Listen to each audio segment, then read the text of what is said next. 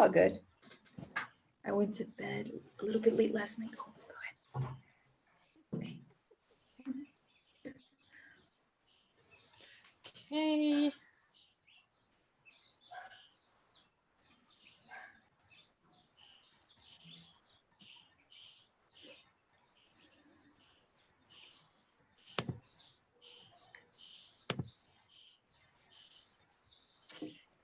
Okay, good afternoon, everyone. Welcome to Open Mic Foundation. I am Sheshnee Naidoo. Thank you so much, everyone, for joining us today on this Saturday afternoon.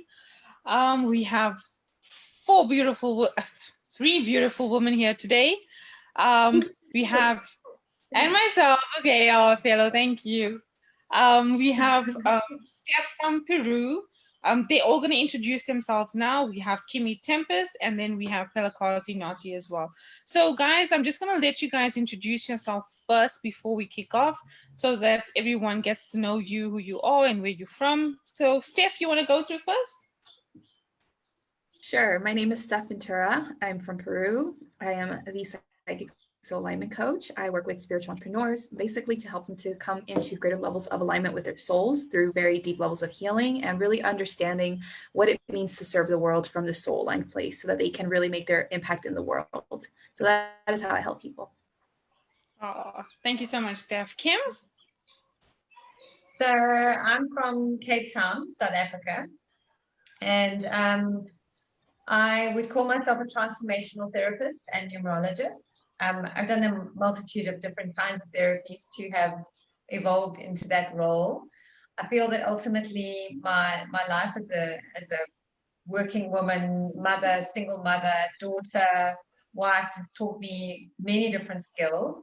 And I just hope that people who seek my kind of therapy and who I work with get as much out of the therapy as I, in fact, get out of it as the therapist myself. I just feel like I'm a little bit of a coach and counselor and teacher all in one. And I just thoroughly enjoy working with people and helping one another to transform and grow.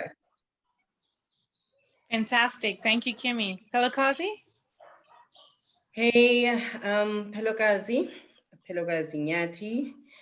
I'm a spiritual coach, I'm a healer, transformation worker, I'm a medium, originally a physiotherapist, but I just call myself a spiritual coach because I think even my physiotherapy wasn't about physio.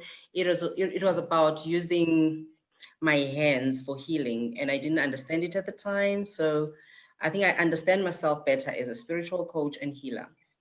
Yeah, thank you. Fantastic, ladies. Thank you so much for joining. Steph, I just want to say thank you so much for taking the time, waking up so early. I think it's about 7:30 or 8 a.m. in the morning. So thank you very much for joining and taking the time to join Open Mic Foundation. I do appreciate it. And to you ladies as well, thank you so much for taking a Sunday afternoon snooze time and you know, spending your time with me. So I just want to kick off by saying, you know, the topic today is about, you know, women of today. How do we see women of today? We as women has had a lot of transformation over time, over the different decades.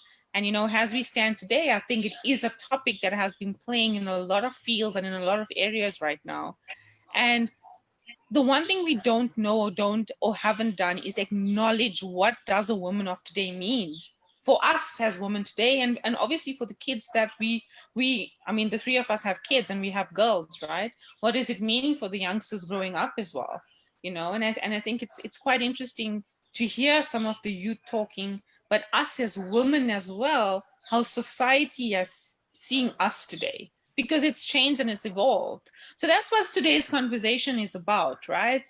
It's literally not it's literally a conversation between four ordinary women in the world talking about what it's like to be women of today. So Pella, I'm going to give it over to you to kick off, and if you can start us off with the conversation. Okay. Well, I think I'll start off with what we were saying off camera, or rather outside of the broadcast, just before we started.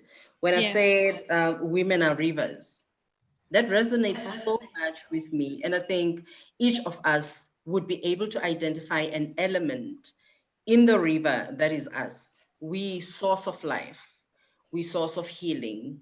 We've got a power in us that a lot of times we don't know we have. Remember, a river just flows. It doesn't think about what it is.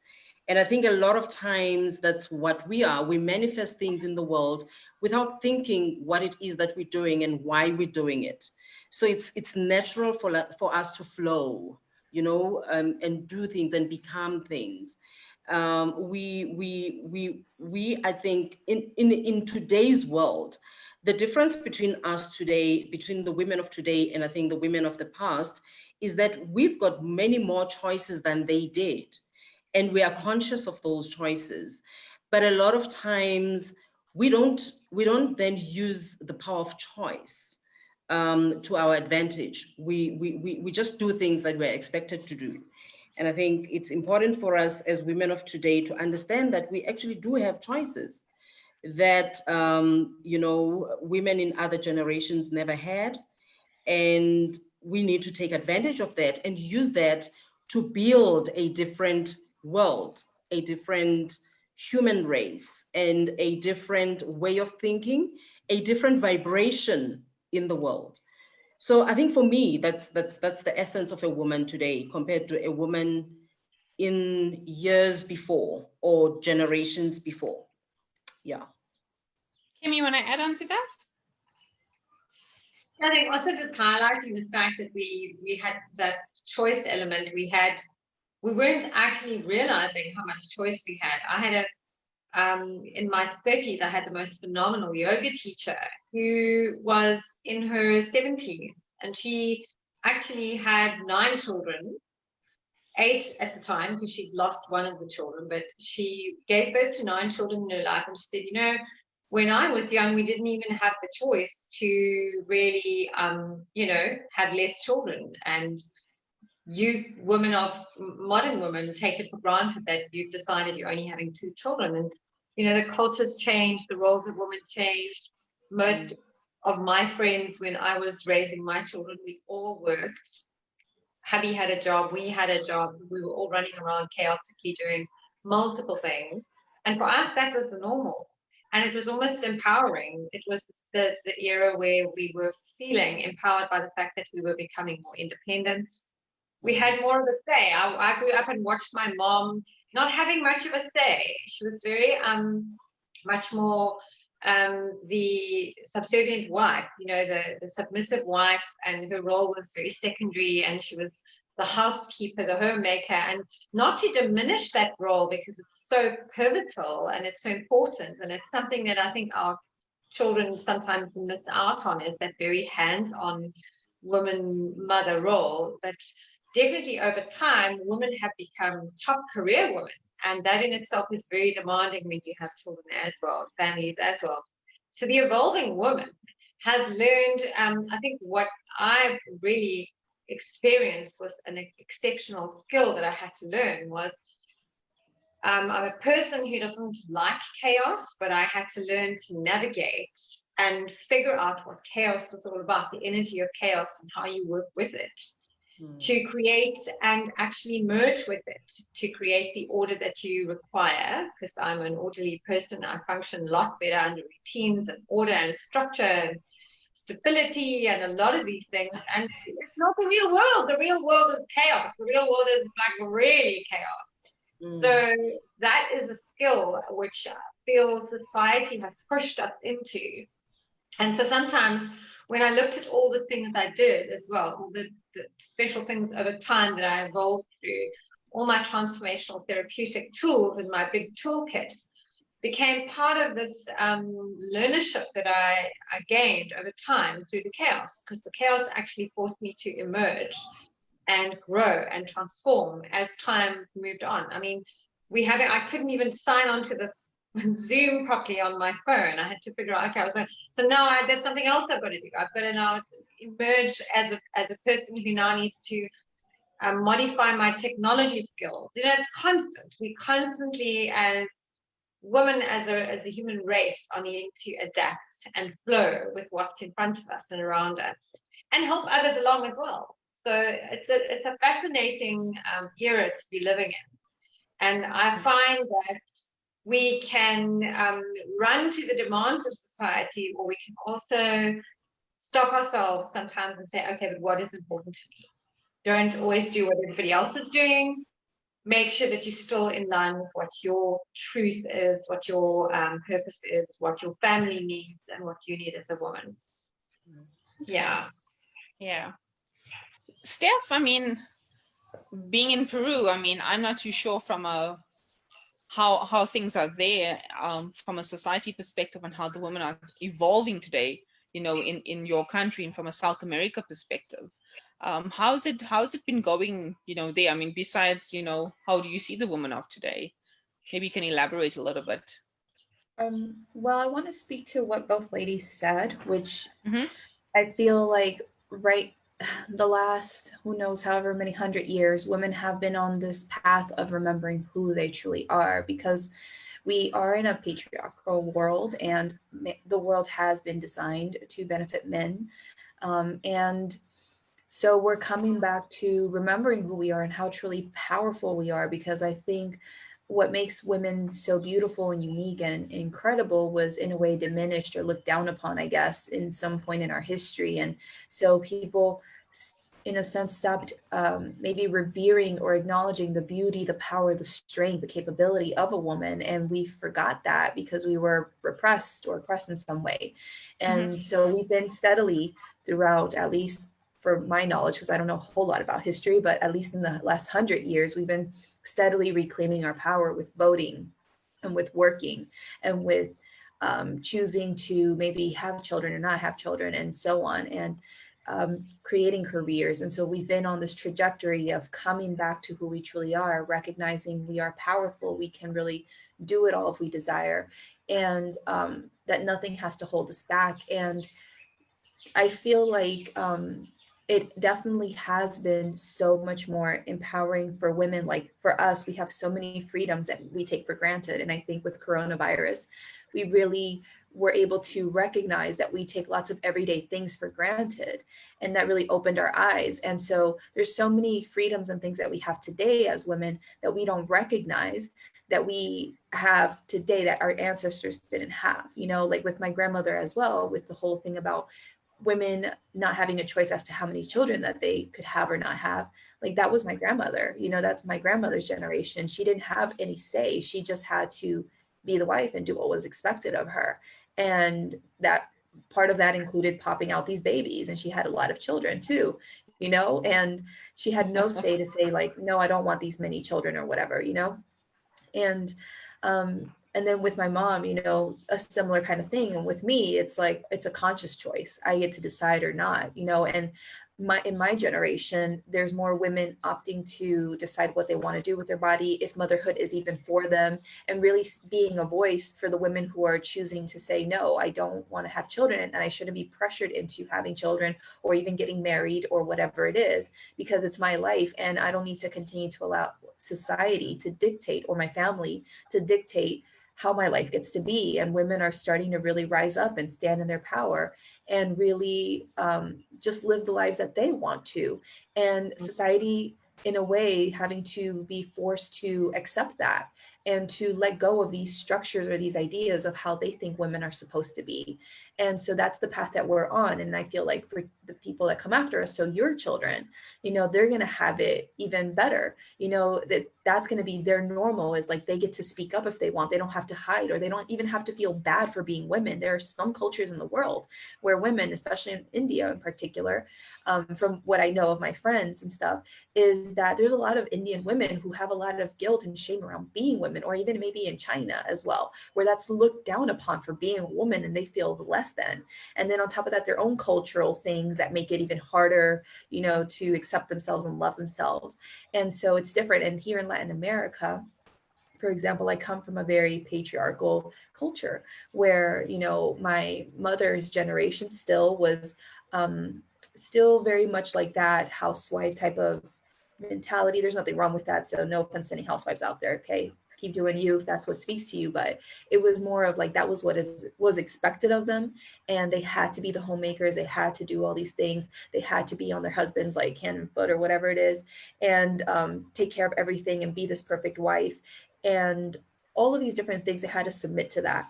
And so that was what was expected of them. Whereas my generation, the way my mom raised me, like learning from that, my mom raised me to be like, no, you split the responsibilities half and half. If you're both working, they better help you with the house, they better help you with the kids. And especially I grew up in the US, so I also have more of that mentality and that exposure in me. So when I sometimes observe my family, in certain roles that they're still playing that are still traditional roles, like I see in my own family that there's been a lot of unconscious programming within my relatives around to give preference to males and to treat males a little bit better than women. And I see that, and I point it out because I can't stay quiet. And they're like, no, there's nothing wrong with that. You're just exaggerating. I'm like, whatever. But I see it. And it's really interesting how, that's been what it is. But my mom, having gone through all of that experience and all her things, she kind of taught me like, this has to be equal. It's not fair to keep going in this path. And that has helped me in my own journey break free from karmic things in my own family. Because I feel like that's what we're doing as a collective, is breaking free from that karma in our own unique individual ways from our own family stuff, to come back into our power as women and to do better and to teach future generations. Like, this is how it's really the best way for everyone's highest good, is for everyone to be in their power and for no one to feel less than, and for all of us to get to be who we truly are, rather than continue to be forced to be whatever whatever society or family, whatever thinks that we should be as women. That's what I have to say on that. I hope it helped. Yeah, that was a lot. There was a lot that you said. I think there's a few things I've picked up, right? Do you believe, and I'm asking, right, do you believe that men has accepted the change and the transition or the transformation of women today? So I mean, we talked about, I mean, Stef, you mentioned the older generation, that you didn't have the choice. I mean, Pelo, you also mentioned the choice, right? And, and this is the sad part, because I see it in my culture, in the Indian culture in South Africa. There's a certain generation of men that has not accepted the role of the woman, how that woman has changed and how that has evolved, right? And for me, is that, as much as we evolve as women today, I don't think society has carried the rest of the cultures or the rest of the gender with it. And that's what makes it very scary, because we can evolve and Pelo, you saying about, we're the river, we're the, we're flowing and we're the current and we're the source of it. Absolutely, totally agree. The sad thing is that I think the other gender has been left behind, not acknowledging and not aware of us changing and evolving that as we are standing today. And for me, that is sad. I mean, I don't know how you ladies feel. Pelo, I see you shaking your head there. Yeah, look, what I'm sensing you want to get to is the issue of men accepting. Yeah. This is something that has happened for thousands of years. So we're not going to achieve that overnight. Yeah, the same way that patriarchy in our world is something that was shaped over thousands of years, is the same way that it's going to be reversed. So we firstly need to understand our own role in the development or growth of humanity as a race, as a collective race, right? Mm-hmm. We firstly need to understand that. We need to understand that we don't have to be told what to do anymore, because we still have women that want permission of males to be who they are. And it's not because they don't love themselves, it's because they don't know any different.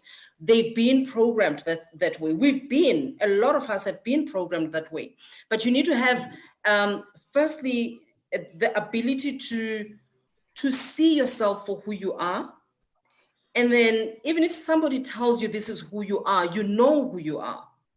Not just at a level of your body identity, because that's where the problem starts.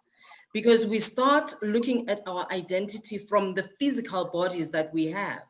And that's my issue.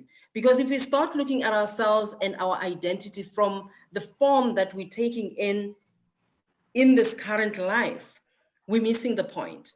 The point is, for advancement of the human race, we need to know ourselves deeper than our physical bodies. We need to understand that as spirits, we're equals. There's no spirit that's superior to another. We need to start there.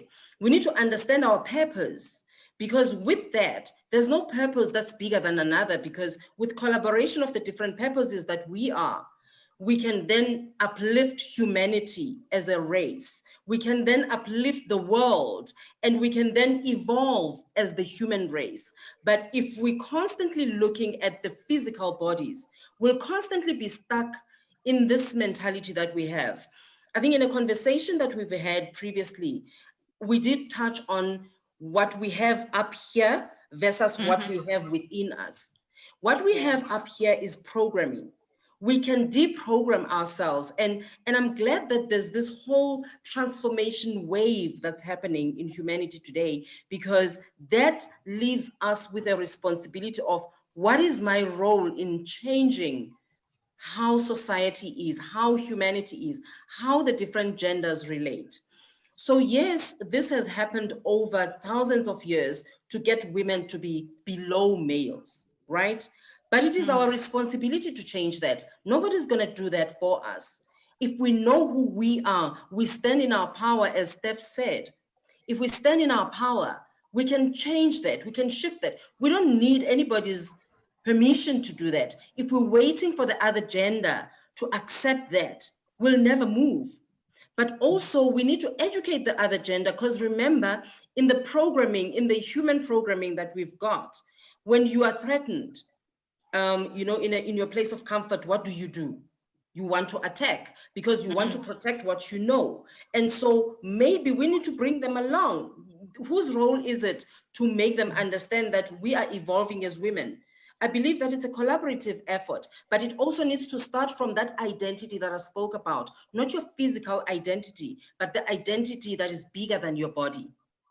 And if we start there, I think we'll make progress. The thing is, now we're tending to put the one gender against the other. And we'll never progress, because each one will want to defend what they know or what they want or what they're comfortable with. But if we shift and we stop looking at one another as opponents and say, what is the common good? What is the highest good for human advancement? Stef mentioned that, how we can achieve the highest good as a collective. If we start there and stop, because our thinking tends to be, we're victims of males, or males are victims of women. If we start thinking that way, of course, we'll continue to have things the way that they are. Nothing is going to change. But if we start looking at what are the things that we want to achieve as a collective, we're going to be different. We're going to create a different humanity and human race. We'll have different values, because there's no one that's against the other. We're all pulling together for a common good. That is Amen, sister. Yeah. Amen, sister. Yeah. I see. Stef is just going. She's just going.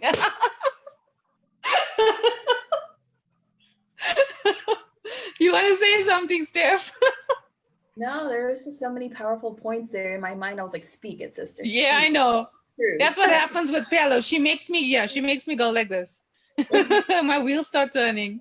Look, we need to know where we are today as women. We need to know where we are today as humanity. We've got things that have been created for us by those people.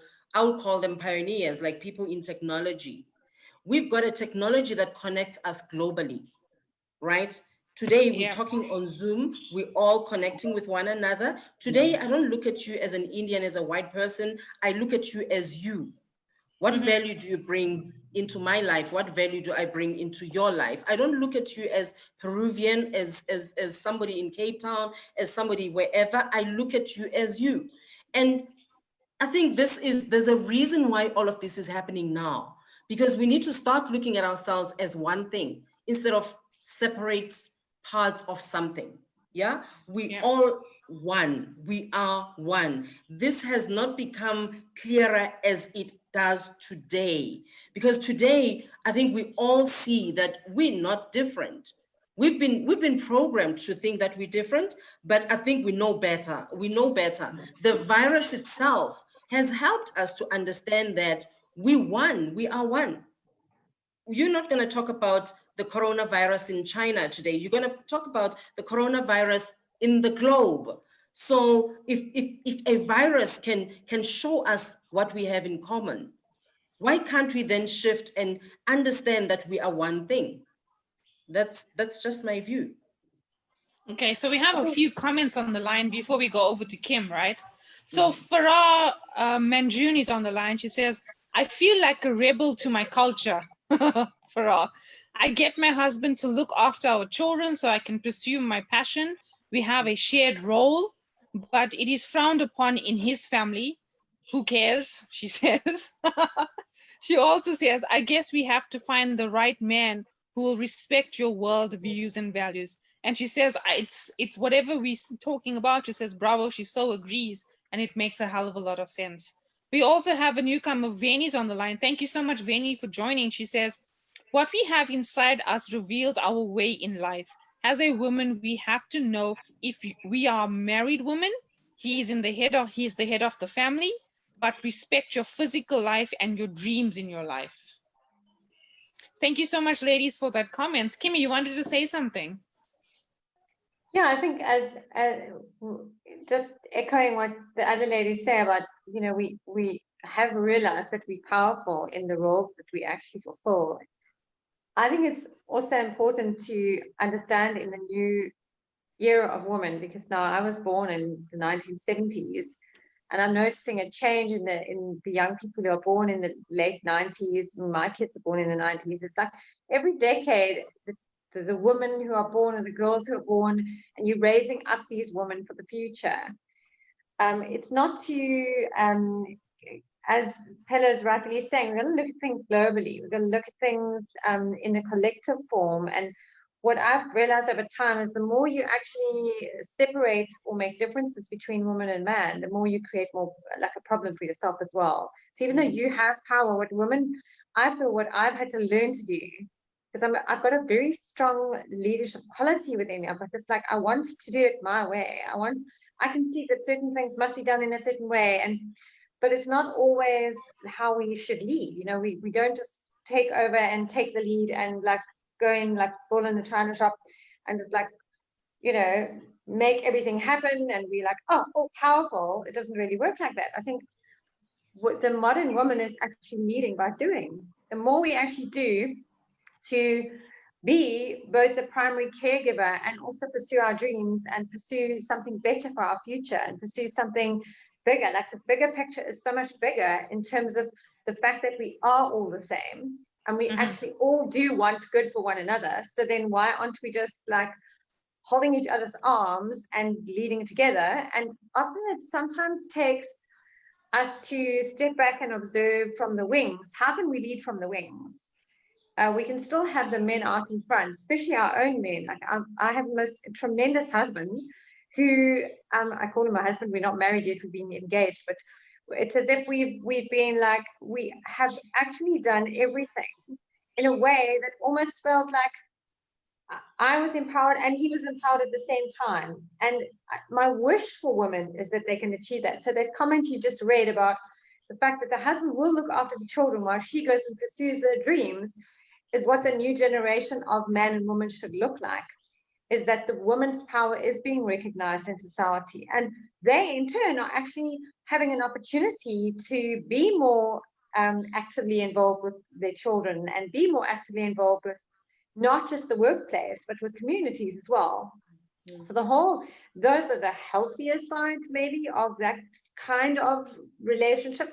But then you do get a single mom who's doing everything on her own, or a woman in the workplace who doesn't have children, doesn't have an immediate family, is single, and she's literally changing the lives of communities just by fulfilling her dreams in business. But it's collectively around this thing of she probably has a lot of other women around her who support her.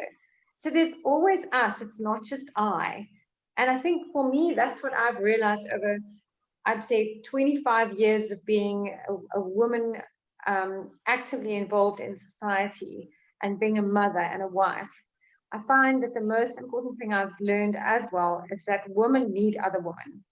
We need societies, communities, because women are the primary caretakers of children, and there will always be children.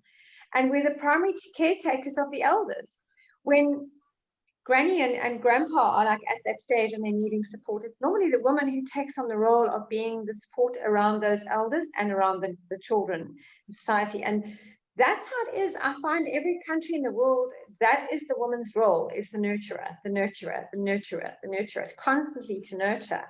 And it's a very understated and diminished role in terms of the big corporate buzz or the big business world.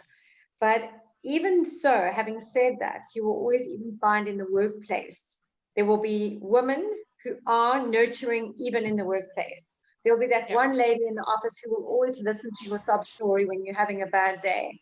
And it's a powerful woman who's able to encourage and uplift.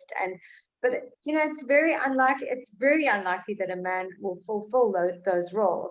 And I think that's ultimately what's making a woman more powerful in the new era, is we having to have a degree of consciousness, of sensitivity in a desensitized world, because the world is very desensitized. We see a lot of chaos, we see a lot of trauma, we see a lot of negatives, and somehow that element of sensitivity and strength is, I find, what a woman in society is normally holding everyone together with. Yeah, no, that's fantastic. Steph, is something you want to add to that?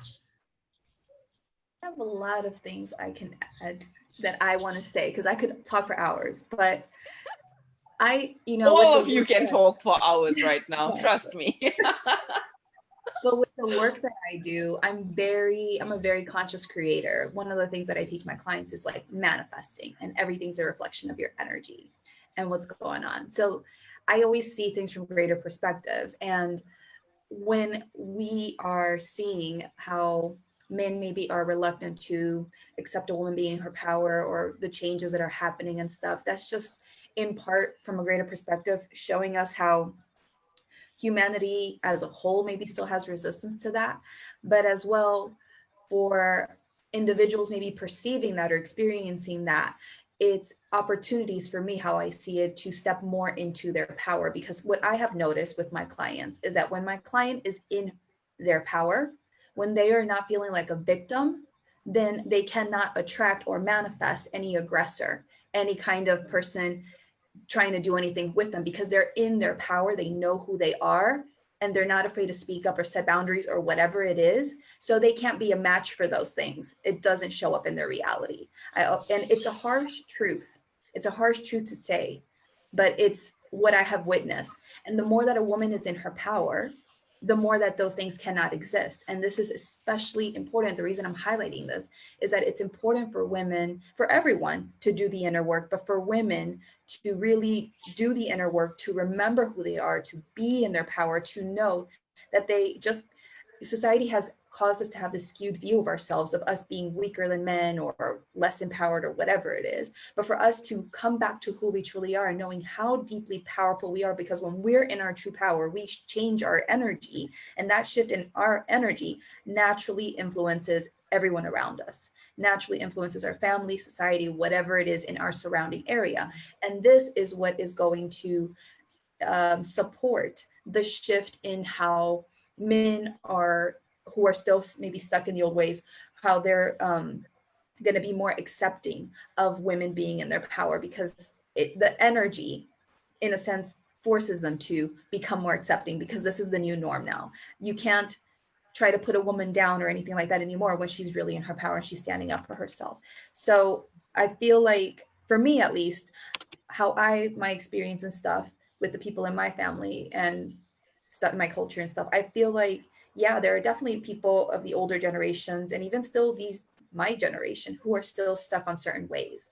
But I feel like there's a lot more men that are more sensitive and that are awakening and that are more accepting and supportive and they're taking on these roles. And that's what I focus on. I focus on how like the times have changed, and even little tiny things that men are shifting are massive improvements. You know, I think it's really important to look at all the little shifts and changes. And for example, there are certain male relatives in my family who were accustomed to having like the women like, you know, serve their food and like go and get them seconds and all this other stuff. And I just, it used to be like, what is this? Like, don't you have legs? Don't you have arms? Go get yourself another plate of food, you know?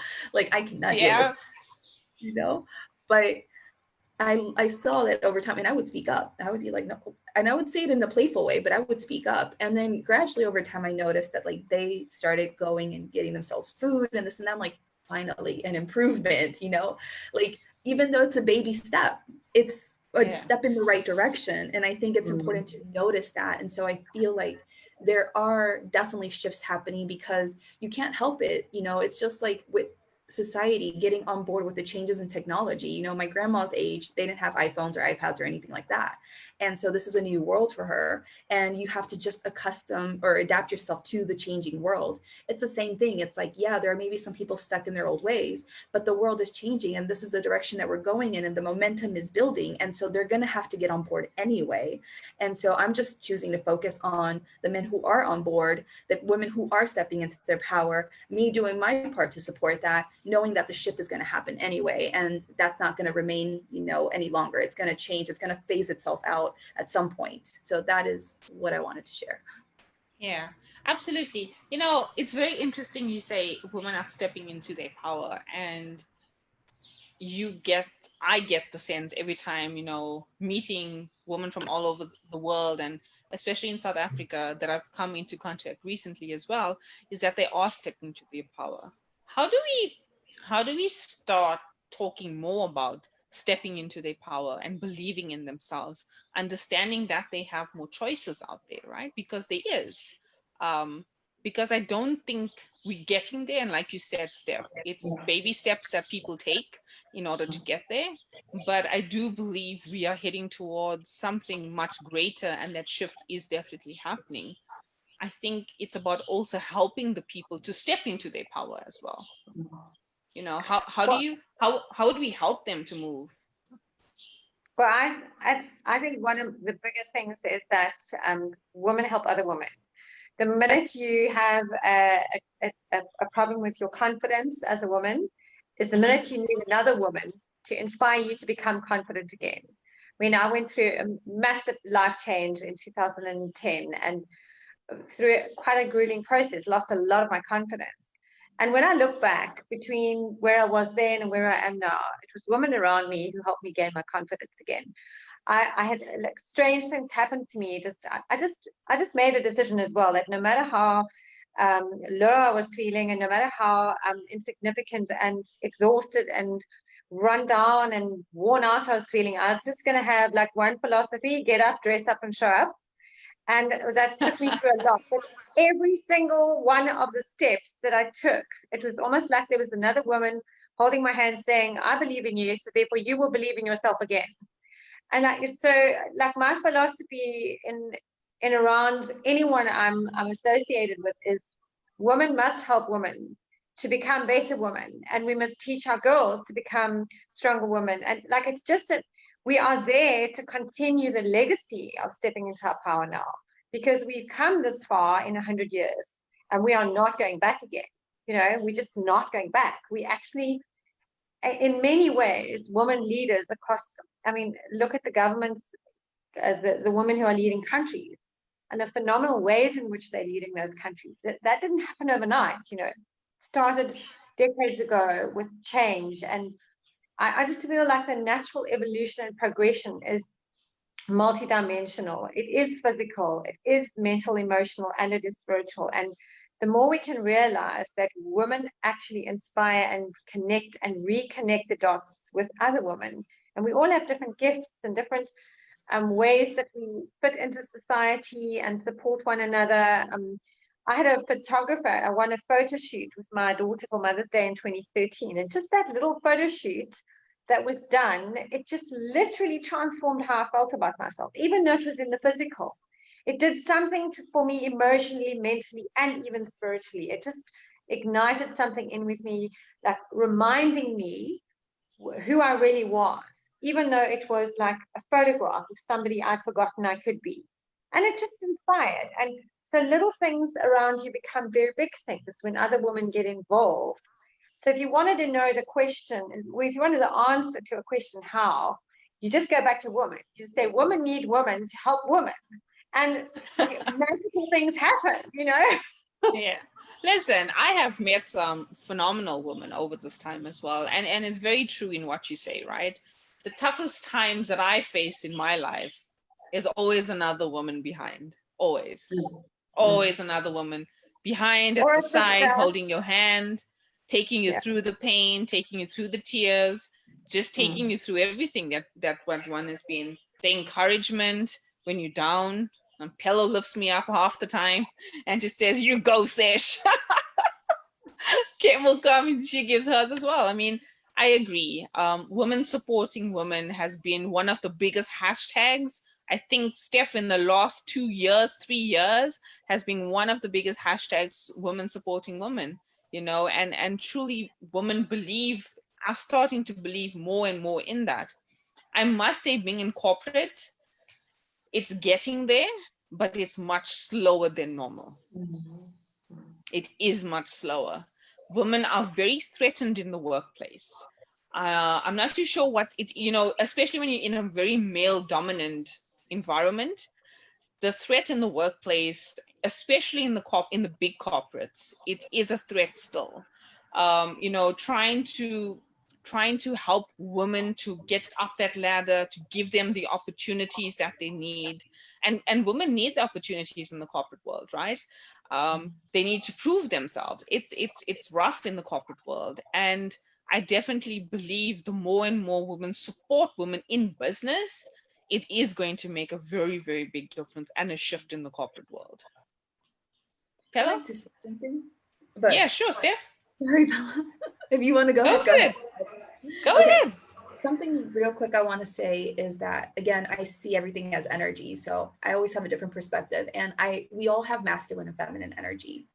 So I feel humanity is doing its best to move back to that fine balance and integration of the two instead of that severe imbalance that we all have in some way, shape, or form, individually and collectively. So there's been a severe imbalance collectively where we've been all leaning more on the masculine. There are even women today who are more in their masculine, especially if they're in corporate, because that is the energy behind corporate. A lot of times is you're in this masculine energy. And the reason for that as well is that, you know, for who knows how many thousands of years, we've all been in this kind of programming of fear and survival.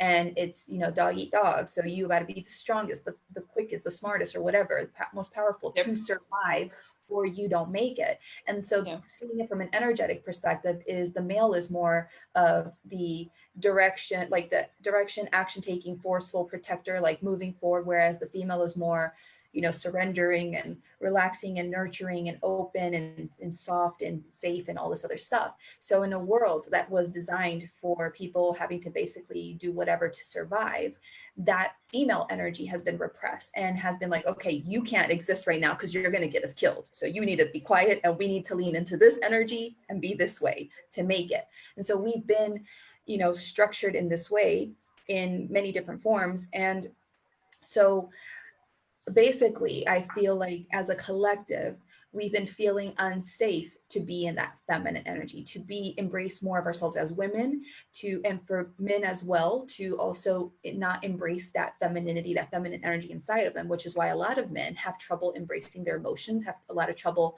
being softer, being nurturing, or whatever it is. They're repressing that part of themselves. And I feel like it's really important for women to come back to who they truly are, to step into their power, to show them that just because you're a woman doesn't mean that you're not weak or anything like that. You can be nurturing and soft and loving, but still very supportive, still be a powerful leader, still do this, and to really help people to shape how they perceive women in that female energy. And as women step into their power and their leadership role, and they create positive change and stuff, that's going to also support the change and shift in men to really allow for more of their femininity to come through, more of their feminine energy to be okay and accepted, and to know it doesn't make them weak, and that it's not going to result in their death in any kind of way or any harm to them, because they're seeing us show the way. You know, as women, we are leading the way. We are the head of the household. You know, that's a lot of times what it ends up happening, because we have the children and we're responsible. So we are natural born leaders, and how we're going to support the shift in humanity to really allow for everyone to be comfortable in their feminine energy again, and to promote more of these positive shifts in society, in certain structures, in males, is by us coming back to who we truly are. And so I really loved what Kimmy said around, you know, community 100% helps with that. And the thing is interesting with that as well, because I sorry, I try to keep my things short, but I always have a lot to say. But is that, you know, Okay. in the past, especially, you know, with everyone trying to look out for themselves and everyone trying to survive and to make it, you know, in the past, there was also, I feel, certain things that made it that women had to look out for themselves. They had to get the best catch, the best provider to support them for their futures and all this other stuff. And in the corporate setting as well, you know, it was male dominated. And so if you were a woman, you really stuck out and you really had to work harder and all this other stuff. And there was another woman, there could only be one room for one woman there in some kind of leadership role. So you had to like outdo that one. And so women have been pinned up against each other, and we've had this lack of trust with one another. And again, you know, we unconsciously repressed that female energy. So we unconsciously have issues with women. I know growing up, I didn't trust women for some reason. Even though I grew up in a very abusive household, for some reason, I didn't have a lot of female friends. I always had a lot of like issues with women. I had more male friends for some reason. And so over the years, through healing and all this other stuff, I love women. Now I love being around women. And I want to go back to what Kimmy said, which was, you know, we need to allow ourselves, part of empowering ourselves again is having that support system, that community, because again, going with the two energies, the masculine and the feminine, you know, men are more of like leadership energy, that masculine energy, not just men.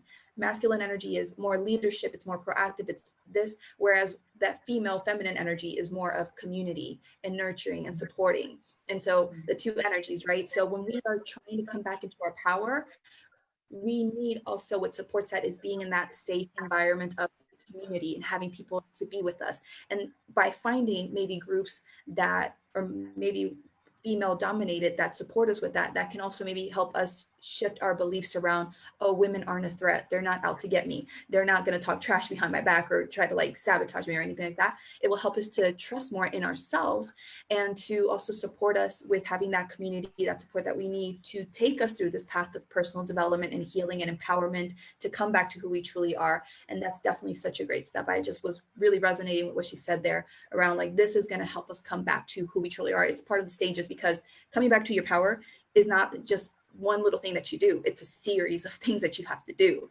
And all of it builds up one on top of the next. So community is definitely a great place to start. That's my whole spiel. And it does have a rippling effect, right? Because what you do and what you say now has a rippling effect and it spills over.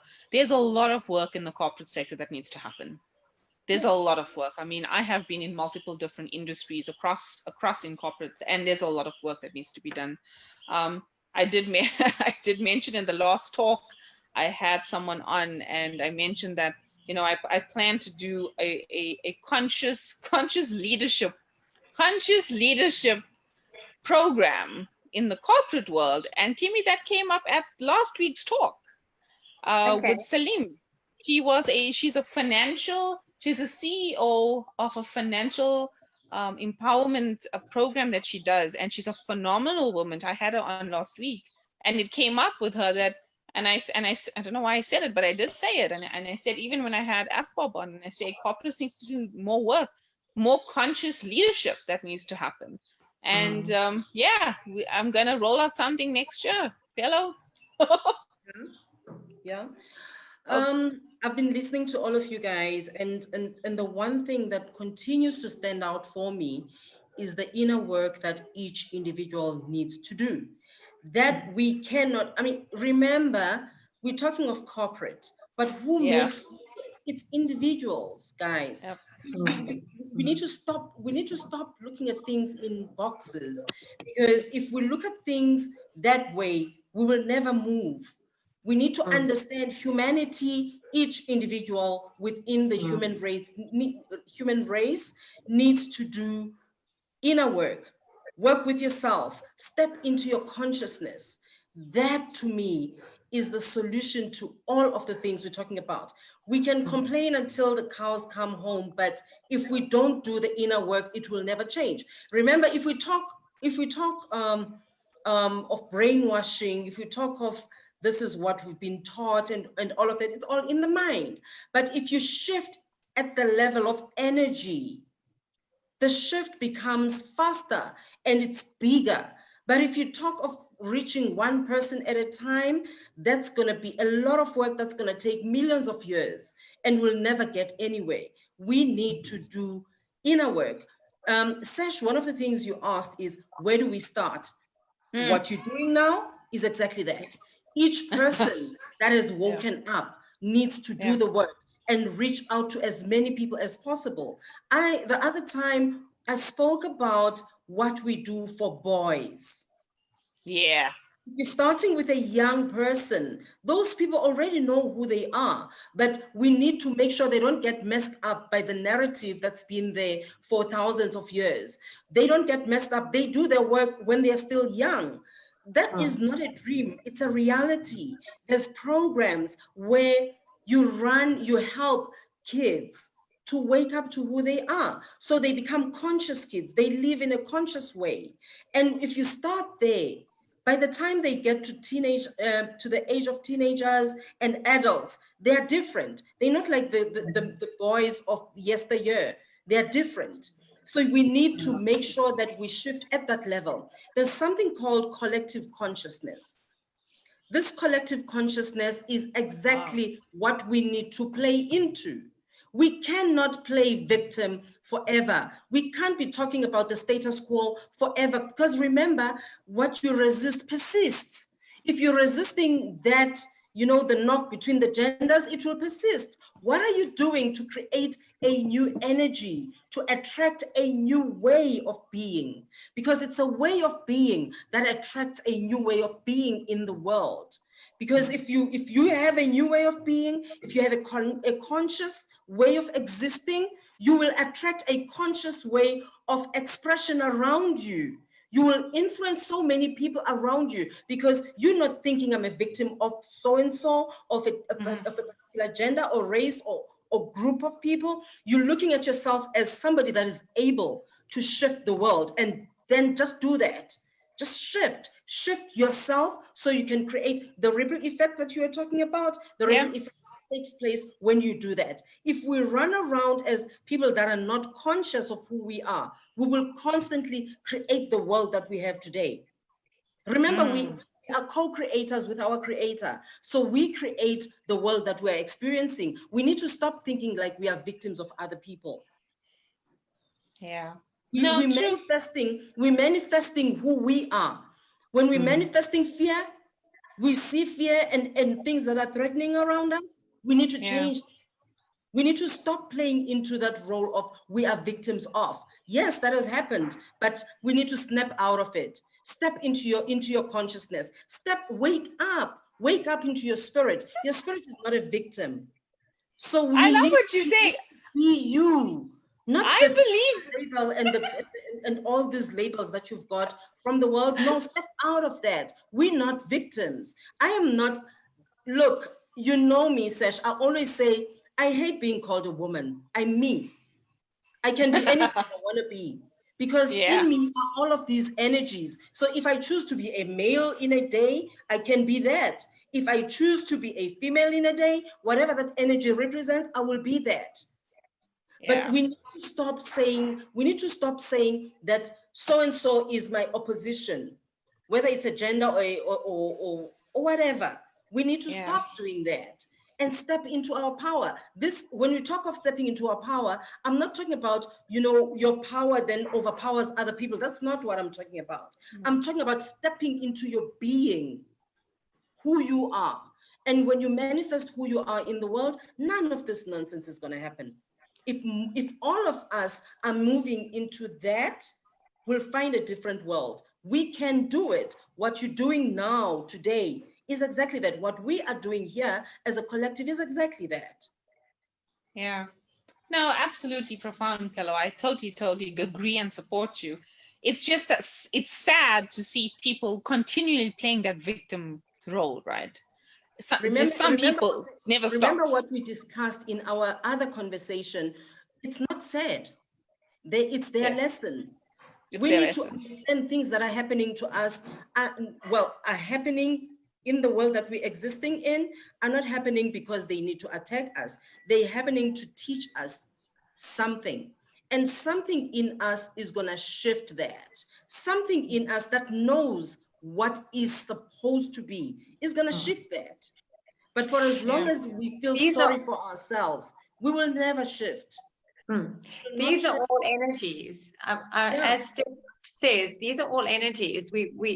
What you're talking of, Pelo, resonates hugely with this consciousness.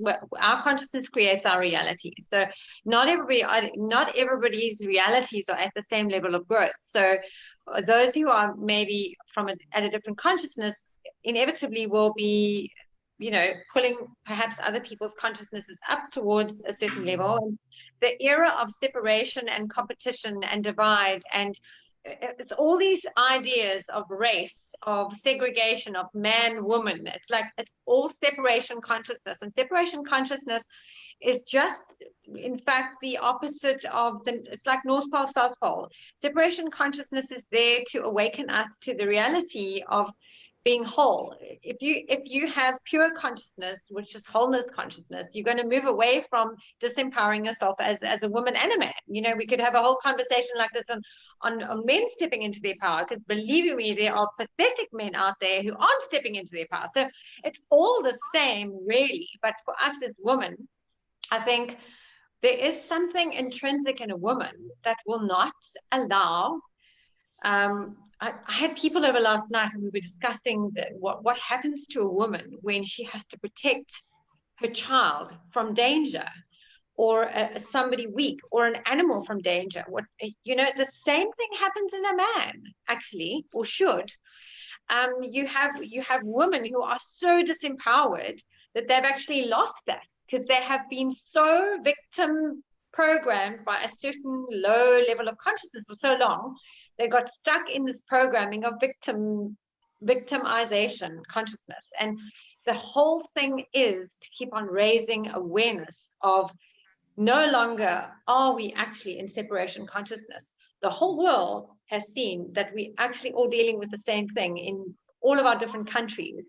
We're dealing with similar and same trends and same patterns, and we all have to raise ourselves up. And I think from the point of view of the work that I see I'm being called to do in this period of time, because I often don't know what it is I do. I get to the end of a session, I'm like, what the hell was that? But anyway, it worked. The person who goes away, they are like oozing with growth. They just feel like they've been transformed. And I don't actually know what happened in that period of time. Like, I sat with them for 2 hours and we worked through a couple of things, but ultimately that person started to reconnect with consciousness, with who they are intrinsically, with an energy that had potential. And once they can access that pure potential on a regular basis, they will have that growth, and they will have that exponential connection to their consciousness, or to higher consciousness, that keeps raising the vibration of women, of the planet, of people in general. I mean, we're all such a subtle but powerful energy. We walk around thinking that we're superficially physical, but there's something so much bigger, so much greater that connects us all. And it's this heart consciousness that we're feeling happening in 2020, opening of hearts. We've had to come down to the real war basics of back to the family. Nobody's running around anymore, wasting 2 hours in traffic. We actually are looking at each other close, even though you're on a computer and cell phone. I'm looking into your eyes, you're looking into my eyes. We're all talking, we're connecting, we're communicating. It's communicology in action. It's this whole raising of consciousness through this communion we're having with one another, which maybe has been lost before. And how many people do you see on Facebook? It's all women. I don't know if I'm connected to more women, but there's more women talking than ever before. So I don't know if it's got to do with women or just this energy that's moving us up, saying, come on, we need to raise up, we need to rise up. The universe is tired of us sitting on our crap and apologizing for it. Excuses. It's forcing us to look ourselves in the mirror and saying, what are you going to do about this thing that you see in front of you? This little person that you see yourself to be. What are you going to do about it? Do you think somebody's going to come and rescue you, or should you just stand up and do something about it? The universe is tired of us being victims because we've created this nonsense, and we need to step out of it. I think the more we snap out of this torture chamber, the faster we do that and we connect to our spirits, the more we will become what we would like to see. We need to every day consciously live every single second, every single moment. We need to be conscious of the life that we're living. We need to be conscious of the energy that we surround ourselves with. And I'm not talking about something that comes from the outside. I'm talking about the work that you do inside of yourself. Because a lot of times we're looking at what the world is doing to us. What are you doing to the world? What are you giving to the world? So I'm saying even that which you're talking about, Kim, is something that the universe is forcing us to snap out of, so that we can start creating a world that is the one that we want to see. Yeah. So the people online is like, they're just oozing and they're just praising you guys. They're like, amen, sister, we go for it. I mean, Melanie says, powerful and to the core of the issue. Thank you for the ladies for bringing individual views together, supporting the same message of human empowerment, and great advice coming from Pelo as well. Guys, I think, and I think there's so much of things that have been said today, right? I mean, one of the biggest things that I take away from this is the inner work that we ourselves has to do for our own being, and understanding who we are, and being in that power, and being at a point where you step out of that and to create the goodness that you have inside of you, right? And stop playing the victim. That collective consciousness that we spoke about is just sitting with me right now, and it's like tingling in my head right now. And that collective consciousness that we need to, be together and create that collective consciousness going forward is something that is sticking with me for some odd reason, ladies. Can I say and I guess, yes, Steph? All right, let me see if I remember. Two things I want to say is what I have learned, especially in 2020, with developing myself on greater levels, because I'm an Aquarius, and Aquariuses can sometimes have really big egos of thinking that they know everything and I have nothing new to learn. And the universe is like, yeah, right. So this year I have learned a lot.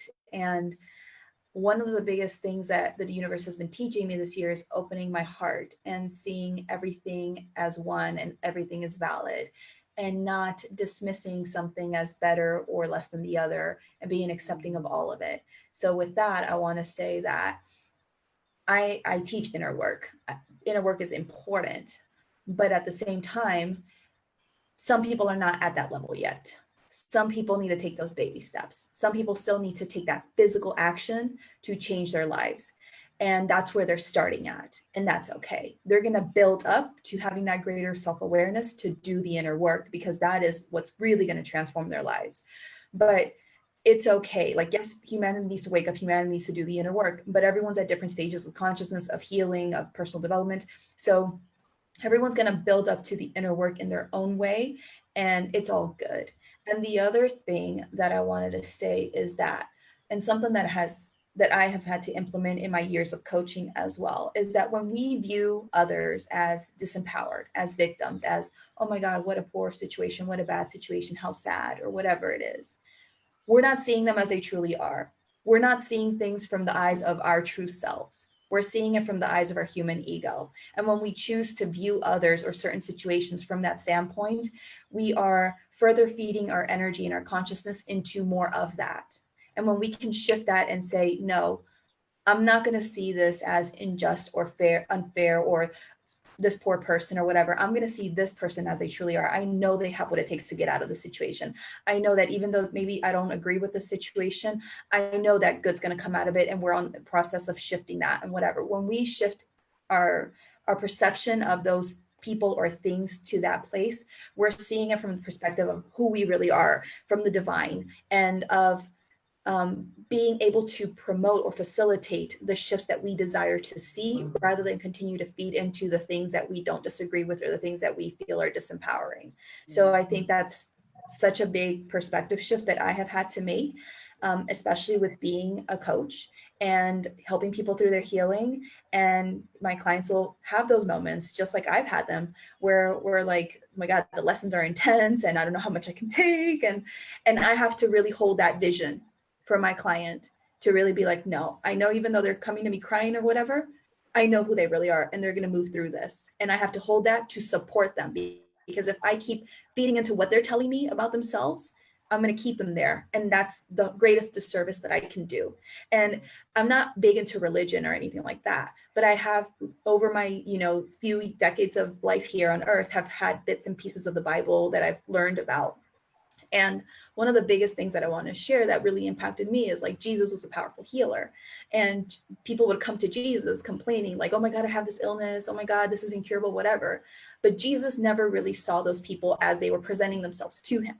Jesus saw those people as they really are, as a divine spiritual beings, that they are whole and healed and complete in this now moment. And he would hold that vision, that vibration, that consciousness so strongly that allowed for them to help those people reconnect to that energy and be healed instantly. And I feel like that is what we need to do as individuals, is not continue to fall into those traps of, oh my God, this poor person, poor situation, poor them, or, oh my God, this situation, this environment is so unjust or whatever. We have to see it as what it really is to help facilitate that change. That's what I want to share. Yeah, totally agree. Ladies, any last final words for you guys before we wrap up? Kimmy, you can wrap up. Well, I just would like to share something that I posted on. I posted something very special on my page, on my Kimmerology page on the 20th of July, which it somehow kept coming back on my, like, every now and then the same post just pops up. And we're in the business of remembering.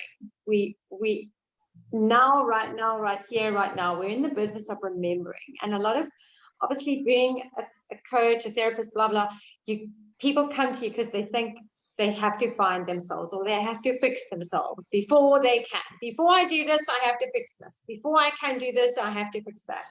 And the post reads like this. It says, finding yourself is not really how it works. You are not a $10 bill in last winter's coat pocket. You are also not lost. Your true self is right there, right now, buried under cultural conditioning and other people's opinions and inaccurate conclusions you drew as a child and an adult that became your belief systems about who you are. Finding yourself is actually returning to yourself, an unlearning, an excavation, and a remembering of who you were before the world got its hands on you. And it's such a true thing about the state of chaos of the person's internal self, and that there seems to be this perception that the world is in chaos and disorder, and that the world is the problem, and yet the opposite is in fact true, where it's the internal belief system of the self that is now being manifest in the outside world, because the world is not to be put into order. The world is actually order incarnate, but it is for us to harmonize with this order again and therefore manifest it. So it's a tricky thing to grasp, and it goes about that inner work. And that is effectively what I feel when you have those moments where you've got it, you suddenly have that consciousness, pure consciousness that says, wow, I feel empowered. I feel completely connected to authentic power, that pure light, which is actually that energy of all. And you're able to do amazing things in that moment. But it's holding that and keeping that. That's quite a tricky business. And that is the business of remembering, because those old belief systems of being disempowered and victimized will always creep back. And the louder voice needs to be this louder voice of pure consciousness and this state of being completely connected to all and to one. Thanks, So with Kimmy. that, I will stop speaking now. Fellow, your final words, fellow, just to wrap up today. My favorite quote, the fact that we are more than what we have become. That is my favorite quote. We need to understand that each of us haven't arrived yet. There's no destination that we've arrived at for as long as we're still on the planet. We're constantly growing, we're constantly evolving. We need to open all of our senses, including our sixth sense, to everything that we're supposed to be learning whilst we're on the planet and beyond. I believe that we are vast as spiritual beings in our physical or human journey. I believe that we are vast. We're like an ocean, and we need to just connect to the vastness, because that vastness is what connects us to one another. One thing about being a woman that it has taught me, it's like when you realize that you're a woman, you need to understand yourself as a tree, a fruit tree in an orchard, right? Mhm. If you're in an orchard that has got a variety of fruits, right? You look at yourself as a tree that is supposed to manifest something in the world. There's something that is different that you bring into the world. There's something different from any other person that you are going to bring into the world. Find that for yourself, and actively pursue a space where you can then manifest that and assist humanity with it, right? So if I am an orange, for example, and I'm an orange tree, I can produce oranges, and somebody else is going to produce bananas, somebody else is going to produce something else. But let me be the best orange tree I can be, so that I can feed into something that doesn't have who I am, and create a better world for everyone, not just for a certain group of people, but for everyone. Because I believe that each of us has value that we bring authentically into this world. And that value, for as long as we see ourselves as less, we will never be able to bring that. So let's bring all of what we are into the world, so that the world can benefit from our existence, and vice versa. So we can learn from others and not believe that we are it, you know? I'm not be all and all.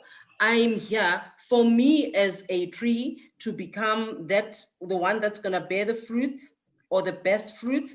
I still need the rain, I still need the soil, I still need the wind, I still need the night and the day. Meaning that I'm not gonna always have perfect conditions, because there will be storms, but I will still stand there for as long as I understand why I'm here. I will still be able to make an impact for as long as I'm willing to not just sit there and be passive with who I am. I'm hoping I'm making sense. Oh, no, absolutely. Absolutely. Thank you so much, ladies. So I just want to close up by saying, so we have a competition at Open Mic, right? And the competition is about women of today. The idea of the competition is for the creative side of someone to come out and to illustrate and to reflect what does that mean to be the woman of today. So please, I'm encouraging all the users and the people that's on the talk right now, please send your art pieces, illustrations, whatever you want, whether it's a video clip, whether it's a poem, whether it's a song, Kimmy, to openmicfoundation@outlook.com. The competition is still running for another 2 weeks. Please enter so that we can see your art pieces. I'm encouraging everybody to do so. If you are looking for the competition details, send me a DM me directly, and what I will do is send you the competition's guidelines so that you guys have it.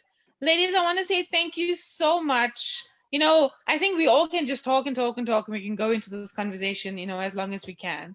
But I want to say I take out some really insightful things from all three of you. Thank you so much for coming on, spending your afternoon and your morning with me.